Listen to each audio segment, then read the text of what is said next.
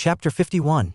The steamship powered through the calm waters of the open sea, its engines churning steadily as weeks passed. Life aboard the ship took on a rhythm. Each day brought clear skies and steady progress toward the Francois Republic, where the world's attention would soon fall on Matthew's creations. Matthew spent much of his time inspecting the cargo, the vehicles. The sedan, pickup, truck with its container system, SUV, and motorcycle were secured tightly in the ship's lower hold, yet he couldn't help but double-check everything. Every bolt, chain, and restraint had to be perfect. Amber often joined him in the cargo hold, her curiosity as strong as her confidence in his work. "You're going to wear yourself out, Matthew," she teased one day as he crouched beside the motorcycle's crate, inspecting its padding. Matthew looked up, smiling faintly. "I'd rather be exhausted than regret missing something. This isn't just about me, it's about everyone who worked to make these a reality." Amber crossed her arms, leaning casually against the crate. "And what if everything goes perfectly? Have you thought about enjoying the moment?" Matthew straightened, chuckling softly. "I'll enjoy it once the fair is over and we've made our mark. Until then, there's work to do."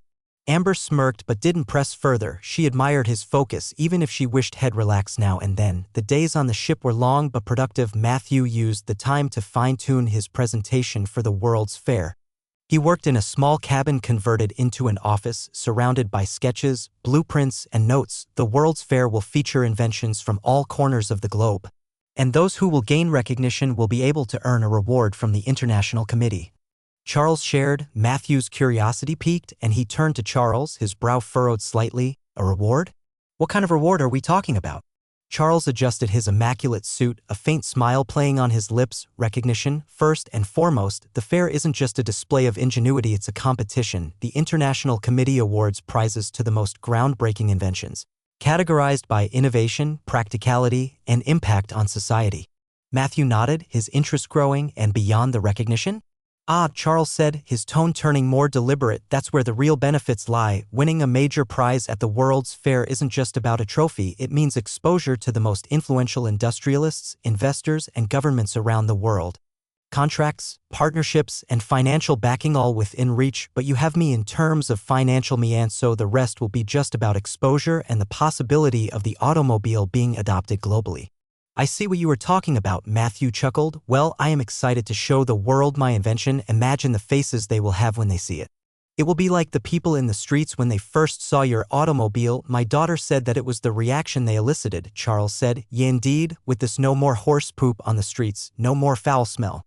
As the days rolled into weeks, the ship pushed steadily toward the Francois Republic. The voyage became a blend of work and anticipation. Matthew finalized every aspect of his presentation, rehearsing with Amber and Charles as his audience. "Remember," Charles advised during one rehearsal, "this is as much about storytelling as it is about engineering. People need to see not just what you've created, but why it matters to them."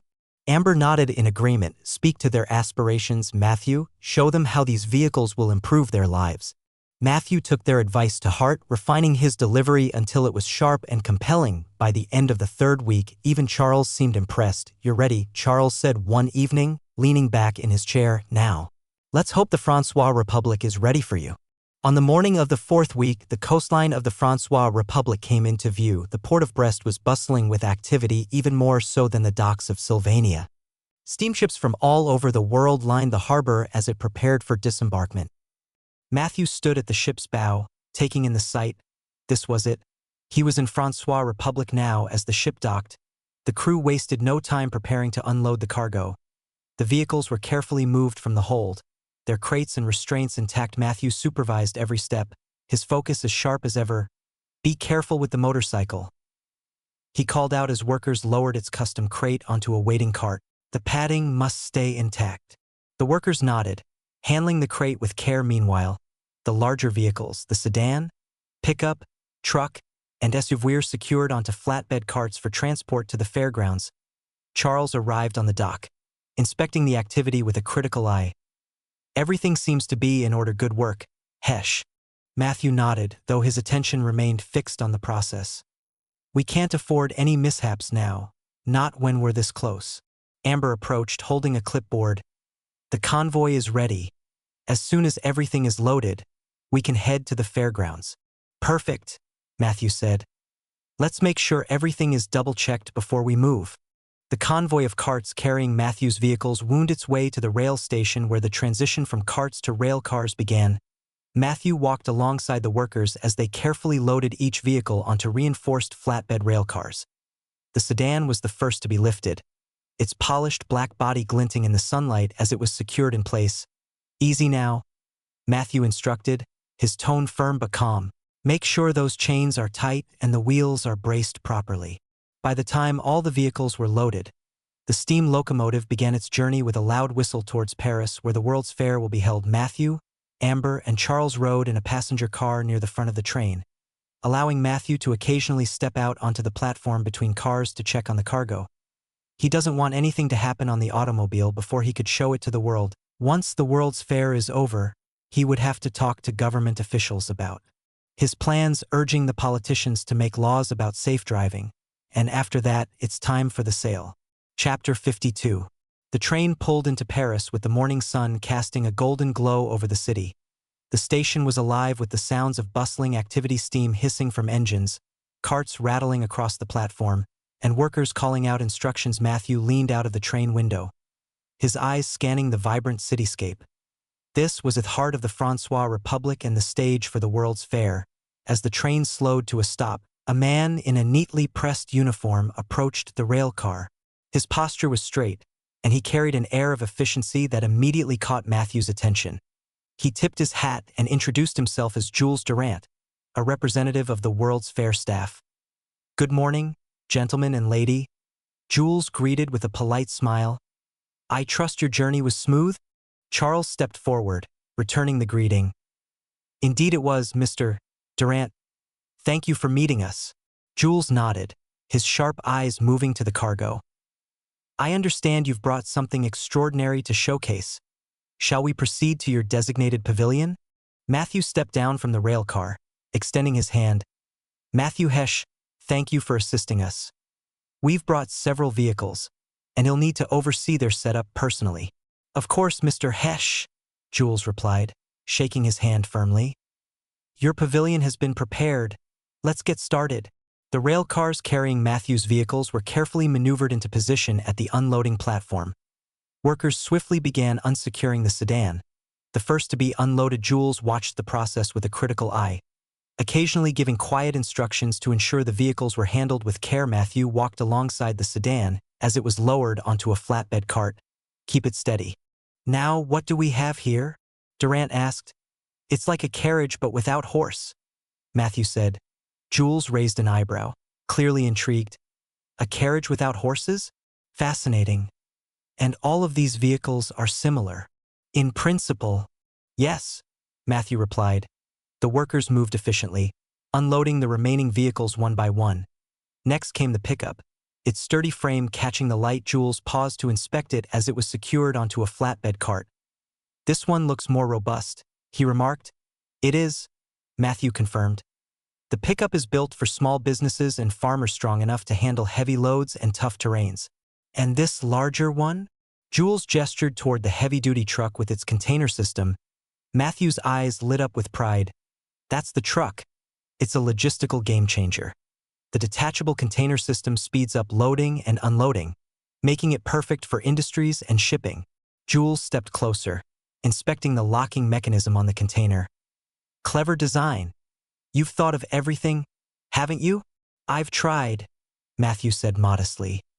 "The goal is to make transportation faster, easier, and more efficient."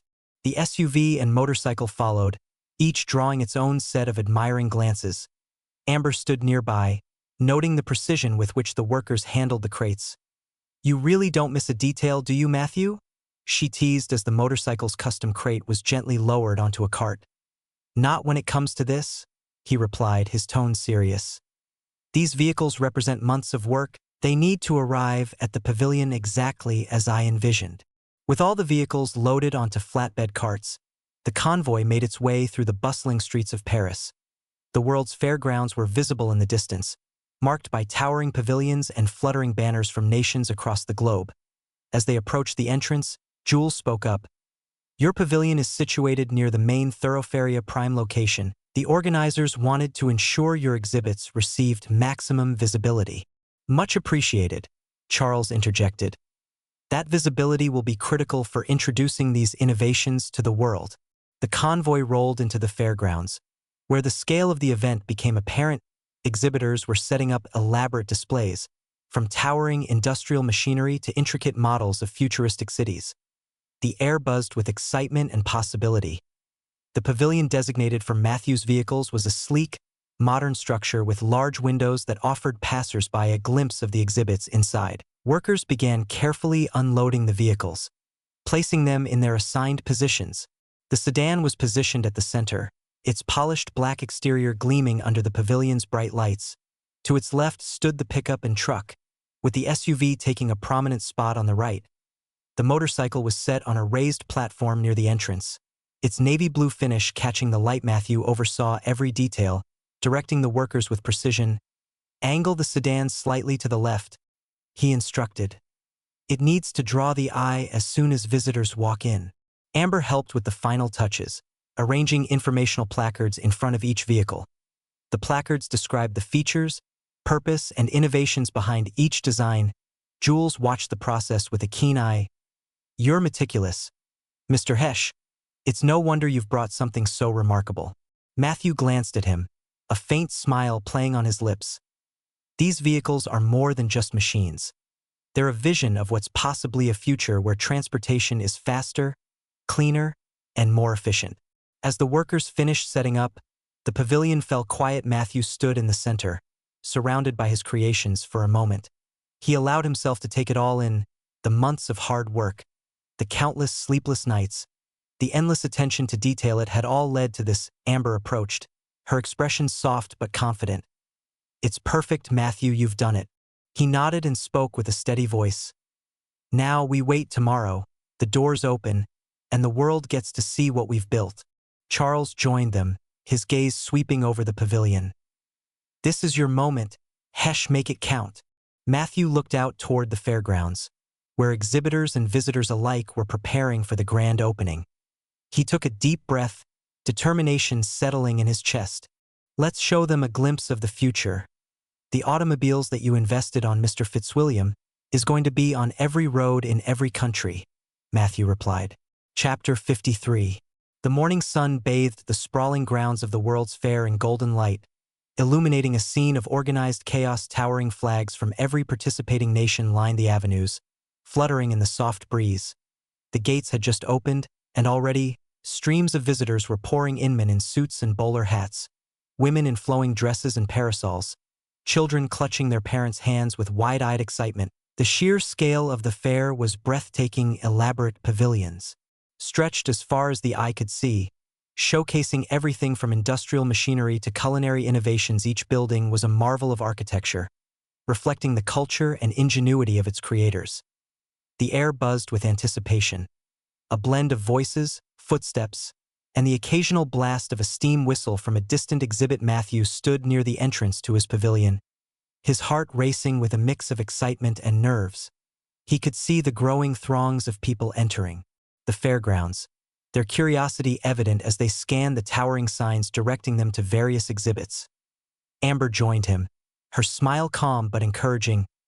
Look at this crowd, you're about to make history, Matthew.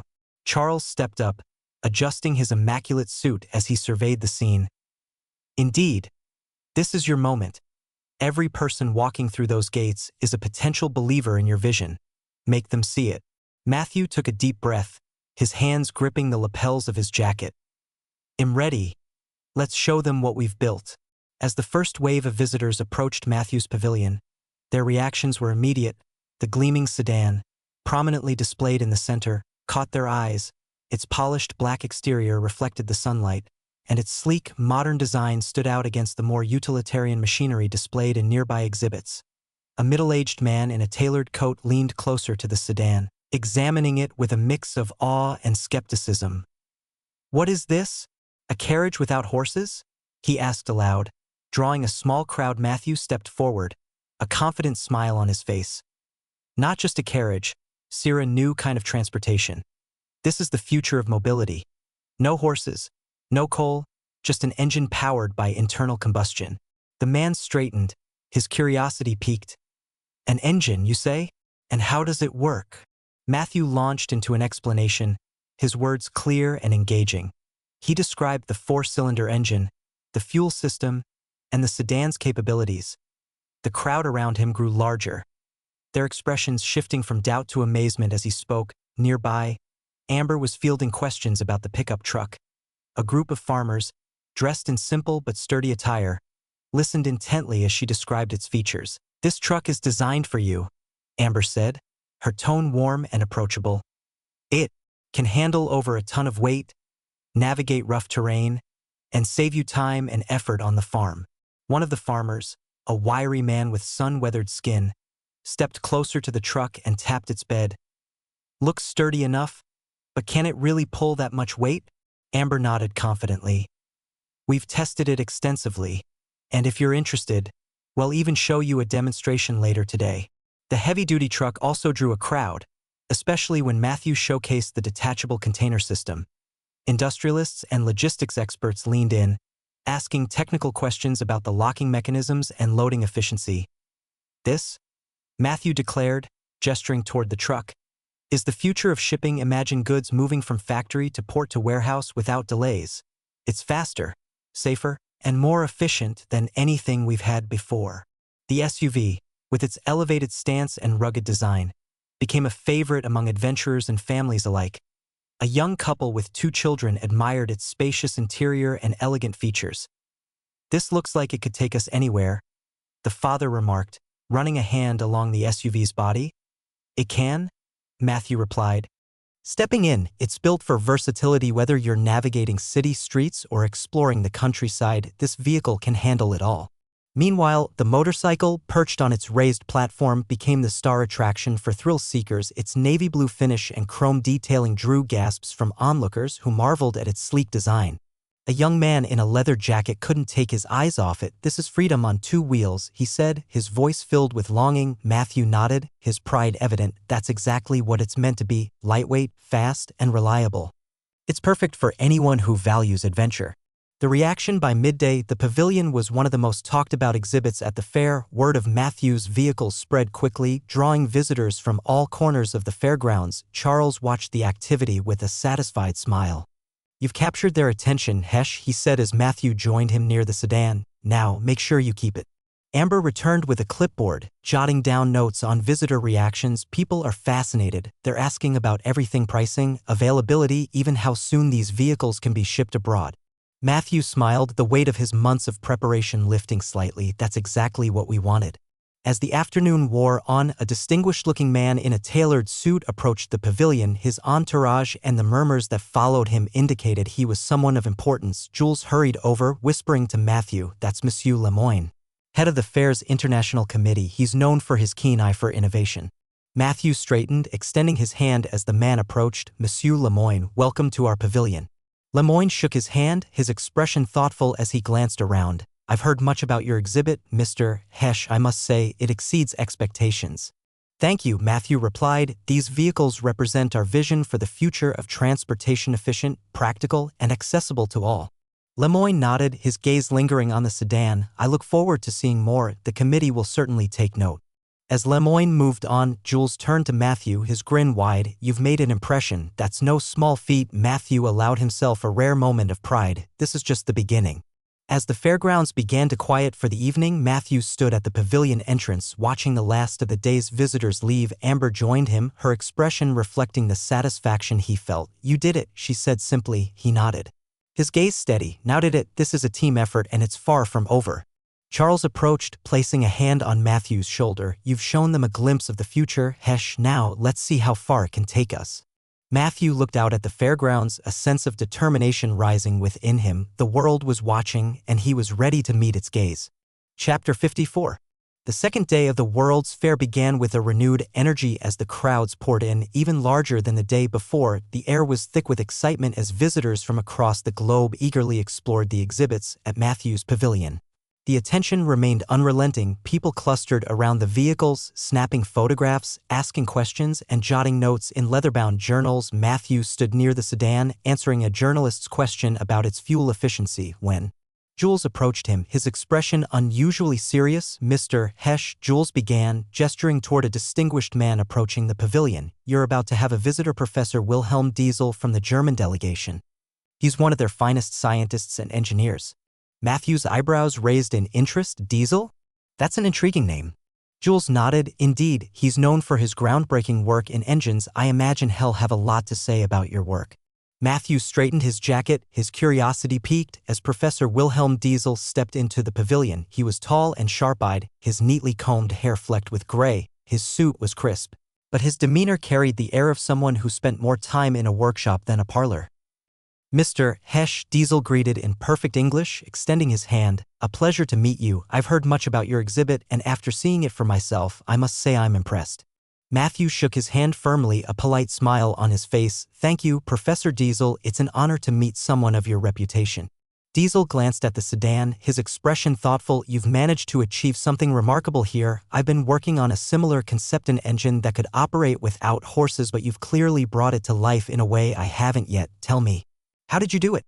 Matthew smiled modestly, gesturing toward the sedan. "The key was focusing on simplicity and reliability. The internal combustion engine is efficient because it uses controlled explosions to generate power.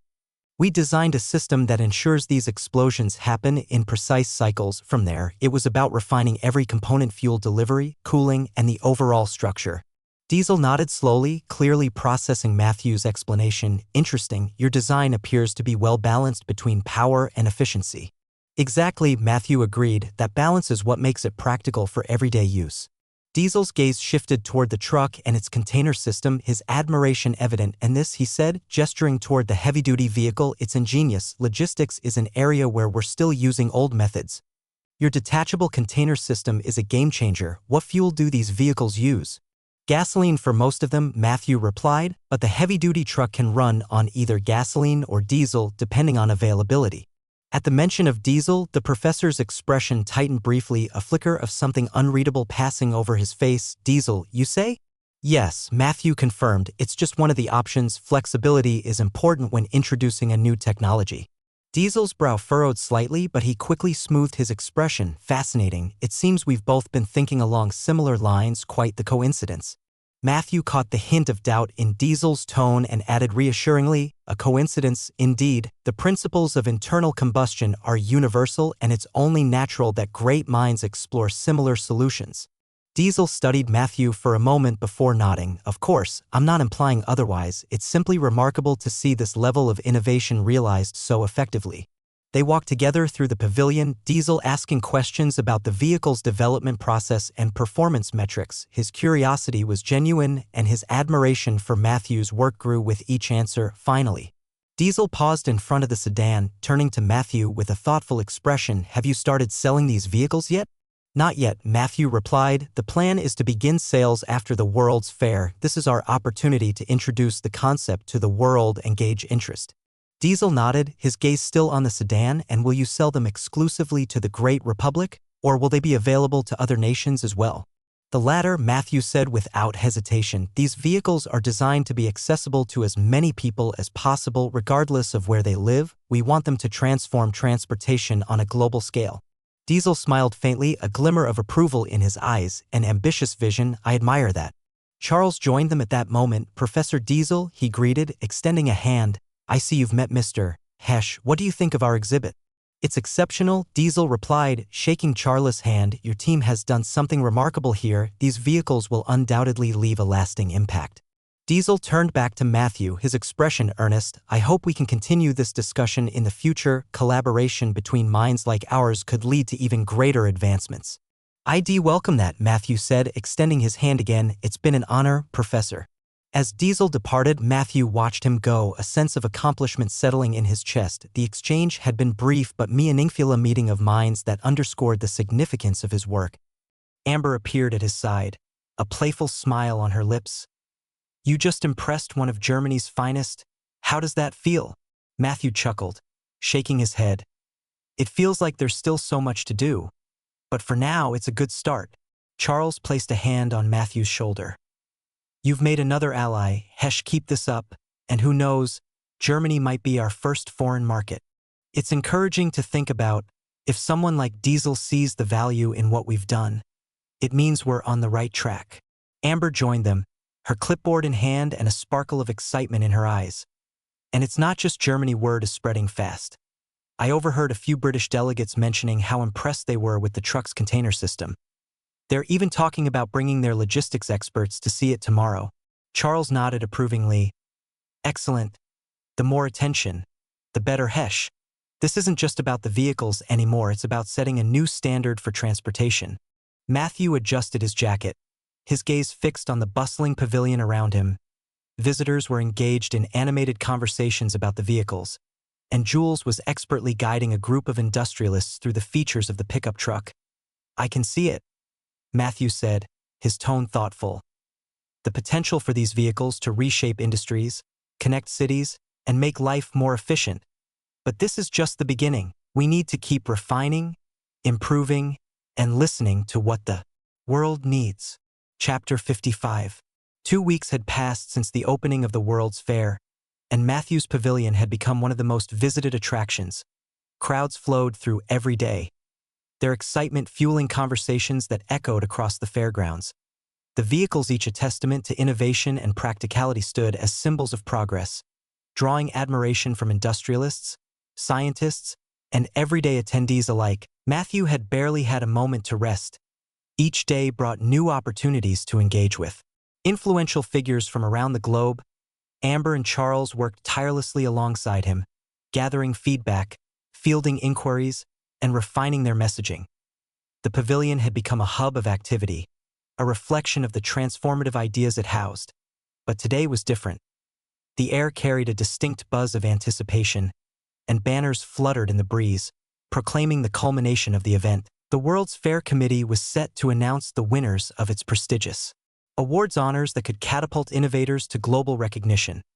The central plaza of the fairgrounds had been transformed into a grand stage. Rows of chairs faced a towering podium adorned with the flags of participating nations.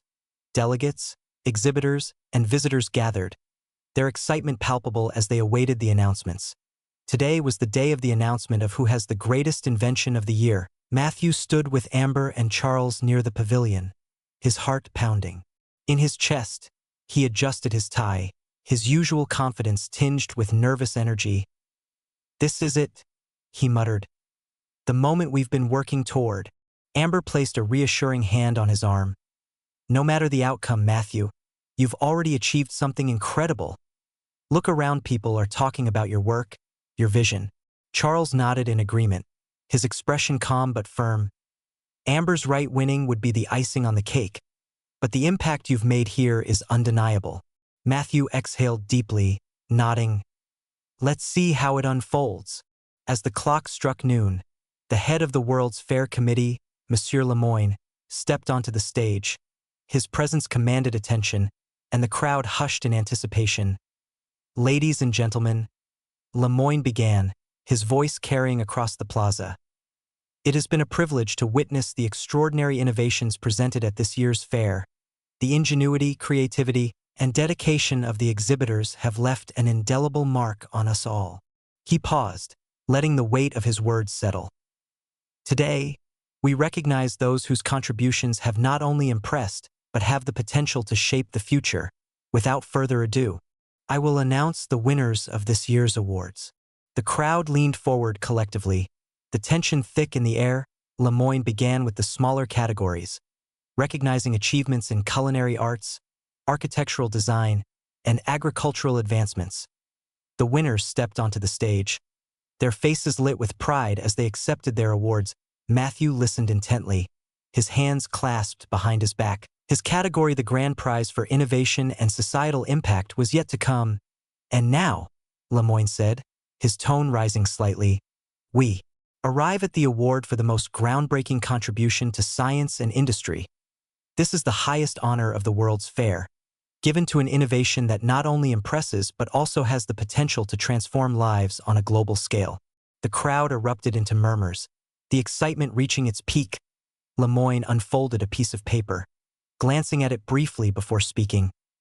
This year, the grand prize goes to Matthew Hesh and his revolutionary vehicles. For a moment, There was silencia, collective intake of breath before the crowd erupted into thunderous applause. Matthew felt the world tilt slightly, his mind racing to process what Head just heard. Amber was the first to react, grabbing his arm and beaming. "Matthew, you did it! You won!" Charles clapped him on the back, his usually composed demeanor giving way to a broad smile. "Congratulations. Hesh, this is your moment." Matthew blinked, a smile breaking across his face as the reality sank in. He straightened his jacket and stepped forward, the applause surrounding him like a wave. As Matthew ascended the stage, the enormity of the moment hit him. The Crow-Dan ocean of faces from all over the world watched him with admiration and curiosity. Lemoyne extended the medal to him, a gleaming symbol of his achievement. "Mr. Hesh," Lemoyne said warmly, shaking his hand. "Your work represents the very spirit of progress and innovation. Congratulations." Matthew accepted the medal, his voice steady as he spoke into the microphone. "Thank you, Monsieur Lemoyne, and thank you to the World's Fair Committee for this incredible honor. These vehicles represent the work of not just one person, but a team of dedicated individuals who believed in a vision of a better future." He paused, scanning the audience. "Transportation connects people, industries, and nations. My hope is that these vehicles will make life easier, more efficient, and more sustainable for everyone.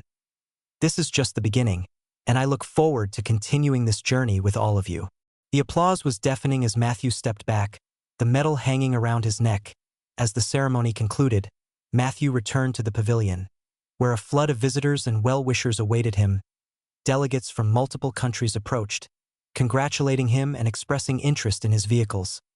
Amber stood nearby, fielding questions from journalists, while Charles managed inquiries from industrialists and potential partners. Jules appeared, his grin wide. "Mr. Hesh, I believe you'll need a larger pavilion next time. The whole fair is talking about your work." Matthew chuckled, his excitement tempered by a growing sense of responsibility. "Let's take it one step at a time, Jules. For now, we focus on making these vehicles a reality for the world." Amber joined him, her expression soft but proud. "You've done something extraordinary, Matthew. Enjoy it." He glanced at the medal around his neck, his determination renewed. "This is just the beginning, Amber. The real work starts now."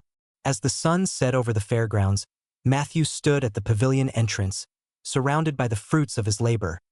The world was watching, and he was ready to lead it into the future. The evening after Matthew's triumph at the World's Fair was nothing short of magical. The fairgrounds transformed into a spectacle of light and sound, with vibrant lanterns casting a warm glow over the bustling crowds. Musicians played lively tunes, and laughter echoed through the air as exhibitors and visitors alike celebrated the achievements on display. At Matthew's pavilion, the mood was electric. The medal, now prominently displayed in a glass case at the entrance, drew admirers who stopped to marvel at the achievement it represented. Inside, the vehicles gleamed under the pavilion's bright lights. Amber arrived with a tray of champagne glasses, her smile as radiant as the festivities around them. "We need to toast to this moment," she said, handing a glass to Matthew and Charles. "You've made history, Matthew. It's only fitting we celebrate like it." Matthew hesitated for a moment, his fingers brushing the cool glass. Then, with a small smile, he raised it. "To the team that made this possible," he said, his voice steady but filled with emotion, "and to the future we're building."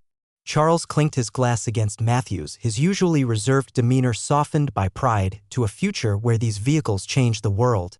Amber beamed, raising her glass as well. "To Matthew Heshman, who showed the world what's possible." The three of them drank, the crisp champagne a reminder of how far they'd come. Around them, journalists snapped photographs and dignitaries approached to offer their congratulations. Matthew greeted each one with a firm handshake and a humble smile. Grateful for their support but mindful of the responsibility that came with such recognition. As the night wore on, a familiar figure appeared at the edge of the pavilion. Professor Wilhelm Diesel approached with a thoughtful expression, his sharp eyes scanning the jubilant crowd before settling on Matthew. "Professor Diesel," Matthew greeted warmly, extending his hand. "I wasn't sure if I'd see you again." Diesel shook his hand, his grip firm. "I couldn't let the evening pass without congratulating you properly. Winning the grand prize at the World's Fair is no small feat." Matthew chuckled, gesturing toward the medal. "It still feels a bit surreal." Diesel smiled faintly, his tone turning reflective. What you've achieved here, Hesh, is more than an award. You've sparked something, a shift in how the world sees transportation. That's a legacy few can claim. Amber joined them, her champagne glass in hand. Professor Diesel, it's a pleasure to see you again. Did you have a chance to explore the other exhibits? I did, Diesel replied, and while many were impressive, none quite captured the imagination like this pavilion. Charles approached with a glass for Diesel, offering it with a nod, a toast to innovation, Professor, and perhaps a collaboration in the future. Diesel accepted the glass, raising it slightly, to innovation and to the minds brave enough to pursue it. As the celebration continued, Matthew found himself stepping away from the pavilion's bustling crowd. He wandered to a quiet corner of the fairgrounds, the distant hum of activity a soothing backdrop to his thoughts. The metal around his neck felt heavier now. Not from its physical weight but from the significance it carried. Amber found him there, her steps light as she approached, sneaking away from your own celebration? Matthew smiled, glancing at her. Just needed a moment, it's been a lot. Amber nodded, standing beside him. It's overwhelming, isn't it? Seeing everything come together, realizing what you've accomplished. He exhaled, his gaze drifting toward the glowing lights of the pavilion. It's more than I ever imagined, but it's also a reminder of what comes next. This isn't just about winning an award, it's about delivering on the promise we've made to the world. Amber placed a hand on his arm, her voice gentle. You'll do it, Matthew. I've seen how hard you work, how much you care. This is just the beginning. Matthew turned to her, his smile soft but determined. Thank you, Amber, for everything. She returned the smile, her eyes sparkling in the lantern light. Now, let's get back to your celebration. The world is waiting, and you've got a lot of people who want to meet the man of the hour. Chapter 56. The sun dipped low over Paris, painting the sky in soft hues of orange and pink. The bustling streets of the city were alive with laughter, music, and the clatter of horse-drawn carriages after weeks of hard work at the World's Fair.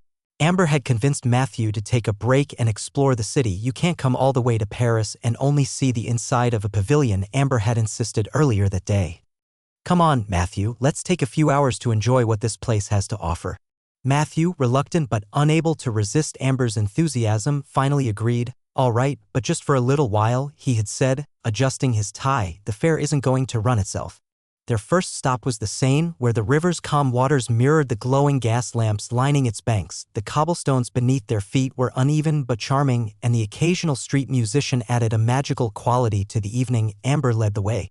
Her excitement contagious, she twirled under a lamp-post, her laughter light and carefree. Isn't it beautiful? She asked, looking back at Matthew. He chuckled, his hands deep in his pockets. I'll admit, it's something special. You can feel the history here. They stopped at the Pont Neuf, the oldest bridge in Paris, and leaned against the stone railing. Boats drifted slowly along the water below, carrying lovers, families, and the occasional group of revelers. What's on your mind, Matthew? Amber asked, her voice soft. He stared at the river for a moment before replying, just thinking about how much has happened in the last few weeks. The fair, the medal, it feels overwhelming at times. Amber smiled. You've achieved so much already. Take a moment to appreciate it. You deserve that. Matthew glanced at her, his expression thoughtful. It's hard to slow down when there's so much more to do. Their next stop was Notre Dame Cathedral. Its towering spires loomed over the city, illuminated by the soft glow of evening light. The intricate carvings on its facade seemed alive, telling stories of faith, struggle, and triumph inside. The air was cool and still, a stark contrast to the lively streets outside. Amber paused before a massive stained-glass window, its colorful designs casting a kaleidoscope of light on the stone floor. Isn't it incredible? She whispered. To think, centuries ago, people built this with nothing but their hands and dreams. Matthew nodded, his voice equally hushed. It's humbling. It makes you realize how small we are, but also how much we can achieve when we put our minds to something. Amber looked at him, her expression soft. You're building something incredible too, Matthew. It's not just about cars, it's about connecting people, changing lives. He turned away, uncomfortable with the praise. There's still a long way to go. I can't afford to get distracted. Amber tilted her head, a playful smile on her lips. You're not distracted, you're just driven. There's a difference. As the sun set, they made their way to Montmartre, the hill that offered one of the best views of Paris. The streets here were quieter, lined with artists sketching portraits and quaint cafes offering warm pastries. Amber had prepared a small picnic, fresh bread, creamy cheese, and a bottle of wine from a nearby market. They found a quiet patch of grass overlooking the city where the twinkling lights of Paris spread out like a sea of stars. Amber poured them each a glass of wine, her expression thoughtful. So, Mr. Hesh, what's next for you? Now that you've conquered the World's Fair? Matthew leaned back on his hands, his gaze on the horizon. More work, this was just the beginning. Manufacturing, distribution, building the infrastructure, it's all ahead of us. Amber raised an eyebrow. You say us, but it sounds like you mean you. You've got a whole team, Matthew. You don't have to do everything alone. He shrugged. Maybe not, but it feels that way sometimes. If I don't take it seriously, who will? Amber sighed, her voice gentle. You're too hard on yourself. You've already done something incredible. It's okay to enjoy the moment. He smiled faintly, looking down at the glass in his hands. It's hard to relax when there's so much at stake. As the conversation shifted to lighter topics, Matthew found himself watching Amber more closely than he intended. Her laughter, her quick wit, the way her eyes sparkled when she talked about something she loved, it all made her undeniably captivating. And yet, he kept his thoughts to himself. He admired her, even felt a growing affection for her, but he wasn't ready to act on it. His dreams, his work, they demanded his full attention. To pursue anything more would be unfair, both to Amber and to himself. Amber noticed his quietness and nudged him playfully. What's on your mind, Matthew? You've been unusually quiet. He hesitated before replying, choosing his words carefully, just thinking about how far there is to go and how grateful I am to have you on this journey. Amber laughed, shaking her head. Always so serious, Mr. Hesh, but thank you, that means a lot. As the evening wore on, they lingered in Montmartre, soaking in the beauty of the city and the peace of the moment. The distant hum of Paris was a comforting backdrop to their conversation. Amber stretched her arms above her head, her smile bright. This was exactly what you needed, Matthew admitted. He chuckled. All right, you win. Paris has its charms. It has the most beautiful city in the world, the buildings, the scenery, it's just sublime. As they packed up their picnic and began the walk back, Matthew felt a strange mix of contentment and determination. Amber was someone special, knew that much, but for now he had to focus on building the future he'd dreamed of. There would be time for other dreams later. For tonight, Paris had given him a glimpse of what could be, and that was enough. Chapter 57. The dawn broke over Paris as Matthew stood on the balcony of his modest hotel room, watching the city slowly come alive. The cobblestone streets glistened from an early morning drizzle, and the faint sound of vendors setting up their carts floated through the air. It had been a whirlwind few weeks, winning the World's Fair's highest honor, engaging with some of the world's brightest minds, and catching fleeting moments of serenity in the city's beauty, but now it was time to leave. Matthew's packed trunk sat by the door, filled with neatly folded clothes, blueprints, and notes from his time at the fair. A small metal case rested on top, the physical proof of his achievements. He picked it up, running his thumb over the smooth surface. It wasn't just a trophy. It was a symbol of the future he was building. Amber's knock on the door pulled him from his thoughts. Ready to go? She asked with a cheerful smile. She was dressed in her traveling attire, smart jacket and skirt paired with a practical hat that suited her energetic personality. Matthew nodded, grabbing his trunk. As ready as he'll ever be. Let's not keep Charles waiting. They met Charles in the hotel lobby, where he was finalizing arrangements with the concierge. Ever the picture of composure, Charles tipped his hat to them as they approached. The carriage is waiting, he announced. I've ensured that all of our belongings are secured for the journey. The train to the port departs in 2 hours, so we should make it with time to spare. Amber glanced toward the window where the bustling streets framed the backdrop of Paris. One last time. It feels strange to leave, doesn't it? There's something magical about this city. Matthew smiled faintly. It's hard to argue with that. Paris has been good to us, but there's still so much waiting for us back home. The carriage ride through the city was quiet but reflective. Matthew found himself gazing out the window, watching as landmarks like Notre Dame and the Seine drifted past. Memories of their evenings exploring the city played in his mind. And he caught himself glancing at Amber, who seemed equally lost in thought. Well, come back one day, Amber said softly, as if reading his mind. Matthew chuckled. I'd like that. Maybe next time it won't feel so rushed. The train ride to the port was uneventful, giving Matthew time to organize his thoughts. He jotted down ideas in his notebook, plans for expanding production, strategies for marketing, and designs for future innovations. Amber sat across from him, occasionally glancing out the window or sketching in her own notebook. You know, she began, breaking the silence, we've had quite a few people approach us about partnerships. Are you ready for that level of attention? Matthew looked up, his pen paused mid-sentence. It's exciting, but also daunting. There's a lot to consider: who to trust, how to stay true to our vision. It's not just about building cars. It's about building a legacy. Amber nodded. I think you'll do fine. You've got the vision, and Charles has the business sense to keep things grounded. And, of course, you have me to keep you from overworking yourself. Matthew smirked. What would I do without you? When they arrived at the port, the familiar sight of the steamship that had brought them to Paris greeted them. Dockworkers bustled about, Loading cargo and tending to passengers, Charles ensured that their belongings were properly loaded while Matthew and Amber took a moment to watch the activity around them. "It feels different this time," Amber said, leaning against the railing of the boarding ramp. "When we first arrived, everything was uncertain. Now we're leaving with something to show for it." Matthew nodded. "We've made an impression, that's for sure. But the real work starts now. This medal, it's not the end. It's just the beginning." Amber smiled, nudging his shoulder. "Always so serious, Matthew. But I know what you mean. This is just the start of something much bigger." The voyage back to the Great Republic was much like the one to Paris. Though the atmosphere was lighter, the weight of preparation and anticipation had been replaced by a quiet satisfaction. Matthew spent much of his time refining his plans. In the evenings, he would sit with Amber and Charles in the dining hall, discussing the opportunities and challenges ahead. "Do you think we'll face resistance back home?" Amber asked one evening as they shared a meal. Charles nodded thoughtfully. "Change is always met with resistance, but we have something powerful on our side. Proof. The success at the World's Fair has shown the world what's possible. That's hard to ignore." Matthew sipped his coffee, his gaze distant. "We'll need to be strategic. The Great Republic has its traditions, but I believe people are ready for something new. We just have to show them how it can improve their lives." Amber leaned forward, her eyes bright. "And we will, one step at a time." The steamship pulled into the bustling harbor of the Great Republic under a cloudless sky. The sight of familiar shores filled Matthew with a sense of purpose. The city sprawled out before them, its industrial skyline a stark contrast to the romantic streets of Paris. As they disembarked, a small crowd of journalists and well-wishers awaited them. News of Matthew's success had traveled fast, and the flashes of cameras captured their every move.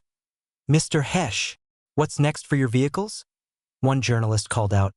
"Will production start immediately?" another asked. Matthew answered calmly, his voice steady. "We're in the early stages of planning. Our goal is to bring these vehicles to the public as soon as possible, but we want to ensure that they meet the highest standards before we do." Amber and Charles flanked him, offering their own insights as they moved through the crowd. Later that evening, as the group settled into a carriage heading toward their headquarters, Matthew gazed out at the city. The streets were alive with activity, a stark reminder of the potential that lay before them. Amber broke the silence. "Welcome home, Matthew. Are you ready for what's next?" He turned to her, a small but determined smile on his face. "More than ever. Let's get to work." As the carriage rolled on, Matthew felt a renewed sense of purpose. The journey to Paris had been transformative, but it was the road ahead that truly mattered. The Great Republic awaited, and he was ready to rise to the challenge. Chapter 58. The sun hung low on the horizon as the steamship eased into the bustling harbor of Hudson, the gateway to the Great Republic of Amarathia. The city's skyline, a patchwork of factory smokestacks and modern skyscrapers, shimmered under the late afternoon light. It was a stark contrast to the romantic allure of Paris. Matthew stood on the deck, his hands resting on the railing as he took in the familiar sights. Amber and Charles joined him, both looking equally reflective. "We're back," Amber said, a tinge of excitement in her voice. "It feels different this time, doesn't it?" Matthew nodded, his expression calm but focused. "It does. The stakes are higher now. We're not just returning, we're bringing a vision back with us." As the ship docked, the pier came into view, crowded with people. Journalists with notepads and cameras jostled for position. Dockworkers moved with practiced efficiency, and a small group of well-dressed officials waited at the gangway. "You're quite the celebrity now," Charles remarked, a rare smile breaking through his usual stoic demeanor. Matthew smirked faintly, adjusting his tie. "Let's hope that works in our favor." As soon as Matthew disembarked, the throng of journalists surged forward, their voices blending into a cacophony of questions. "Mr. Hesh, what inspired your groundbreaking vehicles? Is it true you've already received offers from foreign governments? When will production begin in Amarathia?" Amber stepped in, her calm demeanor commanding attention as she gestured for the crowd to quiet down. "Please, one question at a time. Mr. Hesh will address your concerns." Matthew took a deep breath and stepped forward. The flashes of cameras reflected off his glasses, but he maintained a steady gaze. "Thank you all for coming. It's an honor to return home after the success of the World's Fair. My team and I have worked tirelessly to develop vehicles that are not just innovations but solutions that will transform transportation and industry. He paused, scanning the crowd before continuing. Our immediate focus is to ensure the vehicles meet the highest standards before they enter production. This isn't just about making cars, it's about creating a legacy that will benefit generations to come. A journalist raised her hand. Mr. Hesh, do you plan to partner with the government or private industries for mass production? Matthew nodded. Both collaboration is key to ensuring these vehicles reach as many people as possible both here in Amarathia and abroad. We've already begun exploring partnerships and will share more details as they develop. Another voice called out, what's your message to the youth of Amarathia who look up to you as an innovator? Matthew's expression softened slightly. Dream big, but remember that dreams only become reality with hard work and perseverance. Innovation doesn't happen overnight, it's the result of countless failures and lessons learned along the way. The crowd buzzed with approval, and Amber discreetly signaled for the session to conclude. As the journalists began dispersing, a courier approached, holding an envelope stamped with the seal of the Great Republic. The courier handed the envelope to Matthew. His voice formal. Mr. Hesh, this is for you. It's from the White House in Columbus. Matthew took the envelope, the weight of its significance not lost on him. The seal, embossed with the emblem of the Great Republic, gleamed in the fading sunlight. He opened it carefully, unfolding the crisp paper inside. Amber and Charles watched expectantly as he read aloud. Dear Mr. Hesh, on behalf of the citizens of the Great Republic, I extend my heartfelt congratulations on your achievements at the World's Fair. Your innovative work has not only brought pride to our nation but also laid the groundwork for a future of progress and prosperity. It would be my honor to host you at the White House for a discussion on the impact of your vehicles and how the government can support your endeavors. Please let us know your earliest availability. Sincerely, President Theodore Clay. Amber's eyes widened. The president wants to meet you? That's monumental, Matthew. Charles adjusted his hat, his expression contemplative. This could be a game-changer. A partnership with the government could accelerate production and establish your vehicles as a national priority. Matthew folded the letter carefully, slipping it back into the envelope. It's an incredible opportunity, no doubt, but it's also a responsibility. If we're aligning with the government, we need to ensure our vision remains intact. Amber placed a hand on his arm, her smile reassuring. You'll handle it, Matthew, just like you've handled everything else. As they made their way to the carriage that would take them to their headquarters, Matthew's thoughts raced. The journey to Paris had been transformative. But the journey back home was proving to be just as significant. The medal from the World's Fair had been a validation of his work, but this invitation from the president was a call to act. I own a chance to shape the future on a much larger scale. What's on your mind? Amber asked gently. Matthew met her eyes, a small smile playing on his lips. Seizing this opportunity. Seizing an opportunity? Amber tilted her head to the side. What do you mean? Amber, when the time comes for my automobile to be available for the public, they would drive them off the showroom, right? That's simply it, right? After they purchase the automobile, they can take it home, Amber replied. Matthew shook his head. That's not simple. An automobile requires a skill called driving skills. If the person who will buy it doesn't have a skill to drive the automobile, the customer won't feel satisfied with it and therefore would cause our sales to tank if that were to happen. What are you thinking? Charles chimed in with a question. It's simple. We will establish a school to teach future customers how to drive the automobile. And I will need the help of the government to pass a law which would require drivers of the automobile to have a form of license that will allow them to legally drive in the street. If you think about it, it will give us more and more fortune as we will be the ones to establish the schools. I see where you are going with this, Charles said. This is the time now, Matthew said with a determined voice. Chapter 59. The city of Columbus stood proud as the political heart of the Great Republic of Amarathia. At its center lay the White House, a stately building with a commanding presence, unlike the gleaming white structure Matthew had seen in his previous life. This White House carried a raw, unfinished charm. Its facade, a blend of classical columns and expansive windows, exuded strength and practicality. A wide, gravel driveway encircled the building, where carriages and wagons moved in an orderly fashion.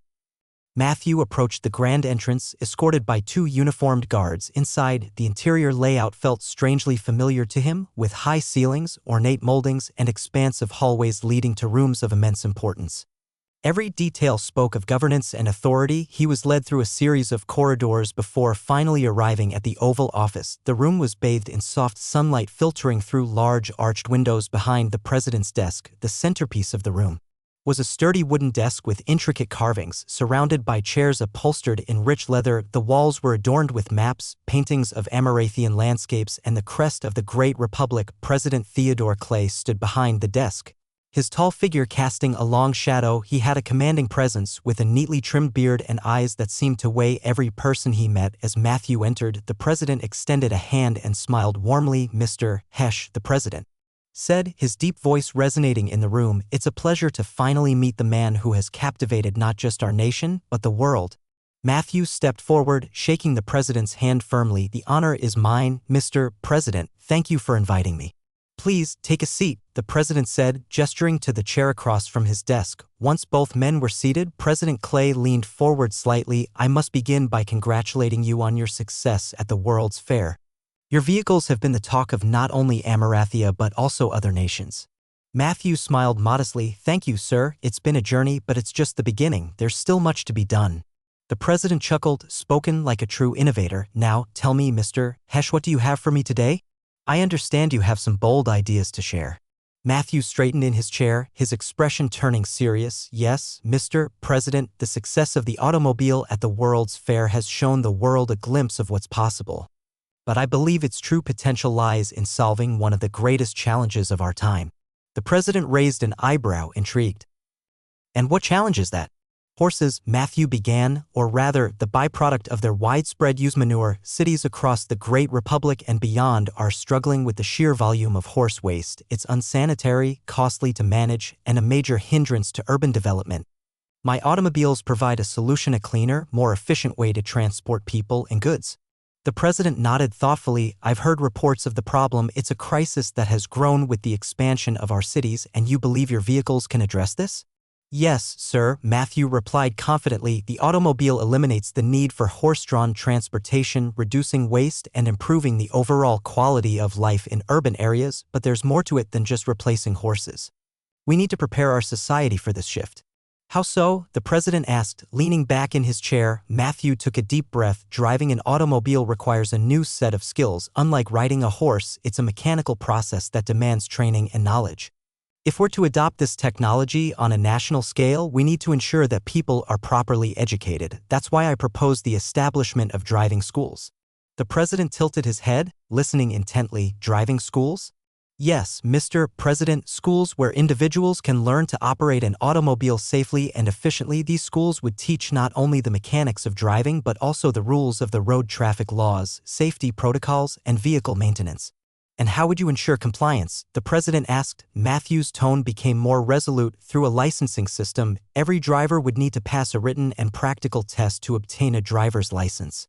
This license would certify their ability to operate a vehicle safely. It's a system that ensures accountability and reduces the risk of accidents." The president rubbed his chin thoughtfully. "It's an ambitious plan, Mr. Hesh, but I can see the logic in it. A licensing system would not only promote safety but also establish a framework for the future of transportation. Have you considered how the government might support these efforts?"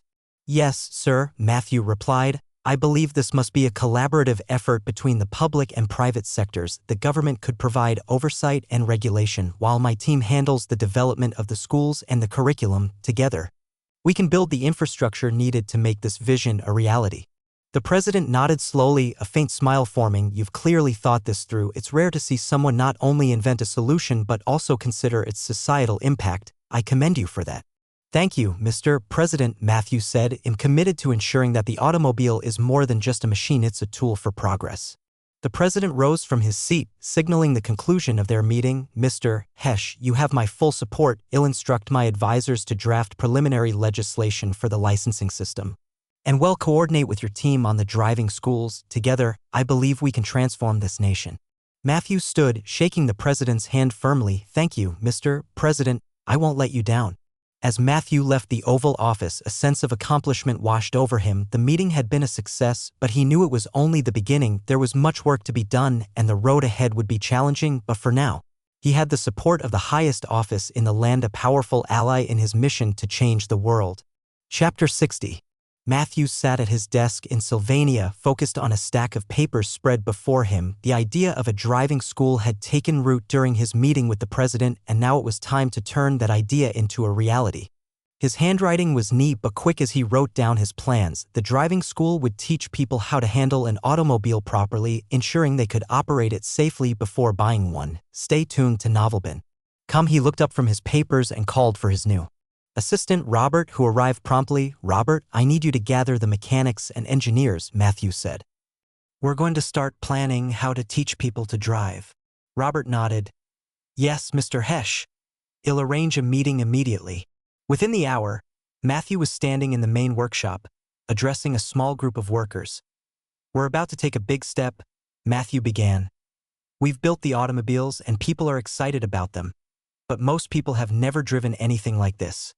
If we sell these cars without preparing buyers, it's going to lead to accidents, confusion, and unhappy customers." The workers nodded in agreement, some murmuring their concerns about safety and public reception.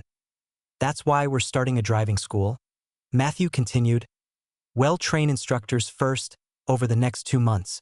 Those instructors will learn every aspect of driving, starting, stopping, turning, maintaining control. Once they're ready, we'll open the school to the public. Every customer who wants to buy an automobile will need to complete training and earn a certificate from us." The room was silent for a moment, and then one of the senior mechanics spoke up. "It's a solid idea, Mr. Hesh, but where do we start?" Matthew unfolded a rough sketch head prepared earlier. It outlined a small training course with straight paths, curves, and markers for practicing stops and turns. "We'll start by building a course right here on the factory grounds," he said.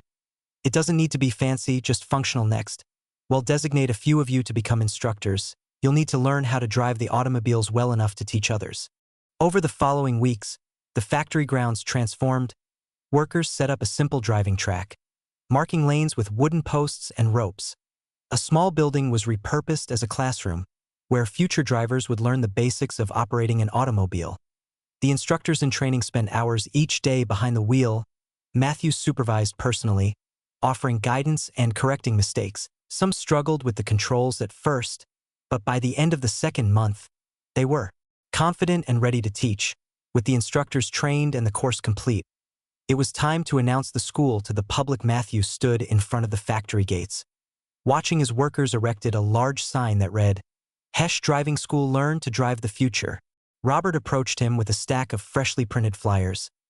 "These will go out to towns nearby," he said. "We've also arranged for notices to be posted in local newspapers." "Good," Matthew replied.